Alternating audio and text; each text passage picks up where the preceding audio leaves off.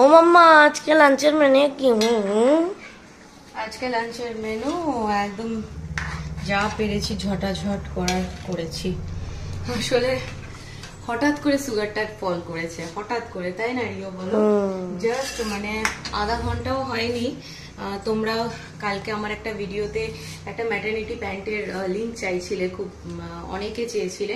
তো আমি বললাম চলো আলাদা আলাদা করে সবাইকে রিপ্লাই না দিয়ে একটা ভিডিও করে দিই। তো সরি, তো সেই ভিডিওটা করতে করতে দেখলাম শরীরটা ভীষণ খারাপ লাগছে। আর সুগারটা মাপলাম, সুগারটা মেপে দেখি 69, মানে এতটাই ডাউন হয়ে গেছে। তো একটা চকলেট খেয়েছি, চকলেট খেলেও এখন সুগারটা উঠছে, বাট শরীরটা এখনো ঠিকঠাক হয়নি। তো ভাবলাম যত তাড়াতাড়ি সম্ভব কিছু একটু করি। আজকে যেহেতু রবিবার, ওর বাবা এখন বাড়িতে নেই, ওর বাবা গেছে হচ্ছে হসপিটালে। আমার মেজমার দুদিন আগে একটা অপারেশন হয়েছে, আজকে মেজমাকে রিলিজ করবে হসপিটাল থেকে, তাকে আনতে গেছে ভাইয়ের সাথে। তো যাওয়ার আগে চিকেন টিকেন অনেক কিছু এনে দিয়েছে। আমি বলেছিলাম আনতে যে আজকে রবিবার, আজকে একটু রান্না বান্না করি, প্লাস হচ্ছে কালকে হসপিটালে যাওয়ার আছে। তো বললাম আজকেই বেশি করে রাখি, কালকে তো করতে পারবো না, কিন্তু সেটা সম্ভব না। সেই জন্য ভাত করে নিয়েছি। আর কপাল ভালো, ভাতটা মানে ঘন্টাখানেক আগের থেকে চালটা ভেজানো ছিল, জাস্ট 10 মিনিটের মধ্যে ভাত হয়ে গেছে। দেখো চিকেন ধুয়ে রাখা, চিকেনটা সকালে সমাধি এসে ধুয়ে দিয়ে গেছে, কিন্তু এটাকে এখন ফ্রিজে স্টোর করব, কারণ পারছি না করতে, কষ্ট হচ্ছে। এখানে দেখো না, শাক বলেছিলাম আনতে, শাক এনেছে, সবজি এনেছে, কিন্তু আমি আর করে উঠতে পারিনি। বেগুন ভাজা করেছি ডালের সাথে খাওয়ার জন্য, আর রিও যেহেতু বেগুন ভাজা খায় না, রিওর জন্য একটা পোচ করেছি, আর রিও একটু পেঁয়াজ খাবে বলে রাখা। কালকে টক ডাল করেছিলাম, এই যে ছিল, টক ডালটাকে গরম করে নিয়েছি, যা আছে আমাদের একবেলা হয়ে যাবে।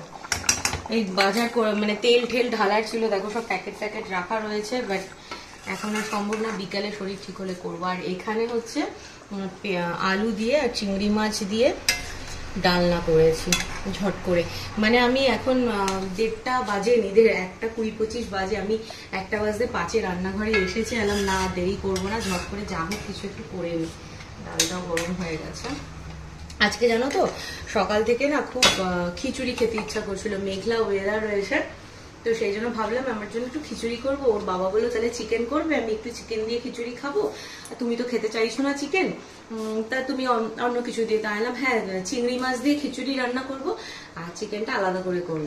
তো সেসব আর হয়ে উঠলো না, চিংড়ি মাছ দিয়ে ডালনা করে নিয়েছি, কারণ ঝট করে হয়ে যায় আলু দিয়ে চিংড়ি মাছ দিয়ে ডালনা। আর এটা আমি, রিওর বাবা সবাই খাই, হয়ে যাবে এক তরকারি ভাতে।